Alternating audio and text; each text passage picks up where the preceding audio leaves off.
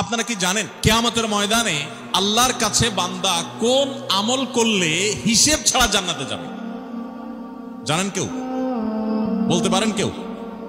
ভাই, আল্লাহর কাছে হিসেব দিয়ে জান্নাতে যাওয়া কি সহজ কাম না কঠিন কাজ? আরে আল্লাহর কাছে তো অনেক দূরের কথা। আপনি যে প্রতিষ্ঠানে চাকরি করেন তার মালিকের কাছে, উপরস্থ বসের কাছে একেবারে পুঙ্খানুপুঙ্খ করে প্রতিটা পয়সার হিসাব দিয়ে একদম সবকিছুতে পারফেক্টনেস প্রমাণ করা, এটাই তো একটা কঠিন কাজ, দুঃসাধ্য কাজ। সেখানে সারা জীবনের হিসাব আল্লাহর কাছে দিয়ে পাই পাই করে তারপর আপনি জান্নাতে যাবেন, বিষয়টা এত সহজ না। তাহলে হিসেব ছাড়া আল্লাহ তাআলা এমনিতে বলবেন হিসাব টিসাব নাই, তোমাকে এমনি জান্নাতে দিলাম, এটা চান আপনারা? দেখুন কোরআনে কারীম আল্লাহ তাআলা বলছেন ইন্নামা ইউওয়াফাস সাবিরুনা আজরাহুম বিগাইরি হিসাব। আল্লাহ বিনিময় দেওয়ার ক্ষেত্রে, সওয়াব দেওয়ার ক্ষেত্রে দুনিয়াতে যারা সবরকারী হবে, যারা ধৈর্যশীল হবে, যারা সহিষ্ণু হবে, যারা নিজেকে নিয়ন্ত্রণ করতে পারবে, এই সবরকারীদেরকে আল্লাহ তাআলা হিসেব ছাড়া দিবেন, তাদেরকে সওয়াব দিবেন হিসেব ছাড়া। তাহলে আপনি যখন আপনার কর্মস্থলে থাকবেন আপনাকে ধৈর্য ধারণ করতে হবে। আপনি যখন পাবলিক পরিবহনে উঠবেন আপনার মাথা ঠান্ডা রাখতে হবে। আপনি যখন আপনার বাসা বাড়িতে থাকবেন আপনার মাথা ঠান্ডা থাকতে হবে।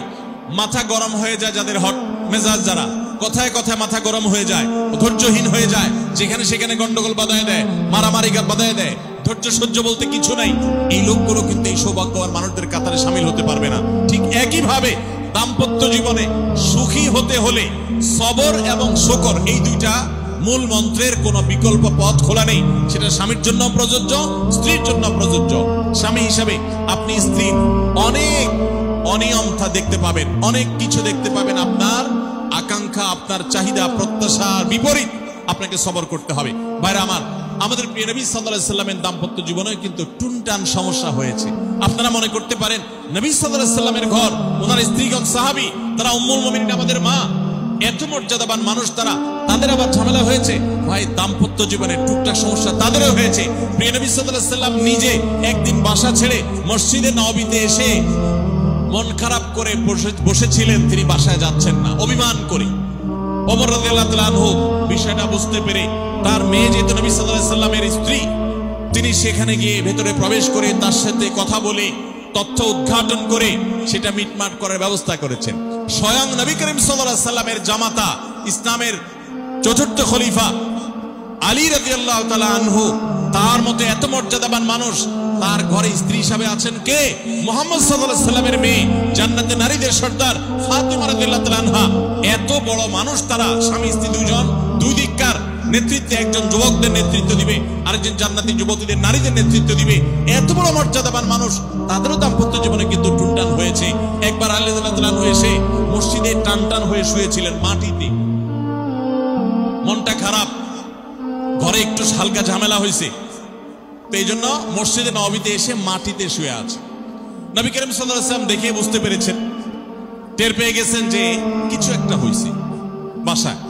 তখন তিনি জামাইকে ডেকে বললেন, কুমিয়া আবা তুরাব, এ মাটির বাপ, মাটিতে শুয়ে আছেন, এজন্য রসিকতা করে বললেন, এ মাটির বাপ উঠো, দাঁড়াও দেখি কি হয়েছে বলো।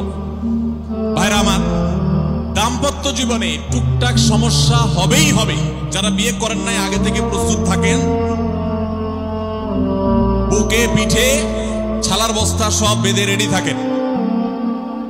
বিশেষ করে সময় যেভাবে গড়াচ্ছে, তাতে করে সামনে থেকে হেলমেট পরেও যাওয়া লাগতে পারে। শুধু যাওয়া না, বাসায় ঢোকার সময় বাইক থেকে নামার পর হেলমেটটা আগে খুলবেন না, আগে যা বুঝবেন পরিস্থিতি কি, তারপর হেলমেট খুলবেন। বুঝেন নাই? দাম্পত্য জীবনে টুকটাক সমস্যা হবেই, এটা প্রত্যাশিত। মনে রাখবেন, এই জিনিসটা যদি আপনি আগে থেকে মাথায় রাখেন তাহলে আপনার কষ্ট অনেকখানি দূর হয়ে যাবে। আমরা অনেকে আকাশ থেকে নেমে পড়ি, কি বলে, এত বড় সাহস, এই কথা বলতে পারে কেন? ভাই আশ্চর্য হচ্ছেন কেন? এর চেয়ে বেশি কথা বলতে পারে, মাথা বাড়ি মারছে, আরে ভাই ছুরি মারা নাই যে এসব করে করে। বুঝেন নাই কথা?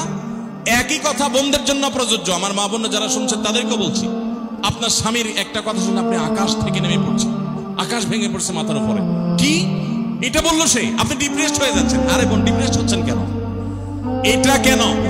আরো শক্ত কথা আপনাকে বলতে পারে, এটা আপনি মাথায় রাখেন, কারণ দিন শেষে তিনি মানুষ, তার ভুল হতে পারে। একটা সময় তিনি তার ভুল বুঝতে পারেন।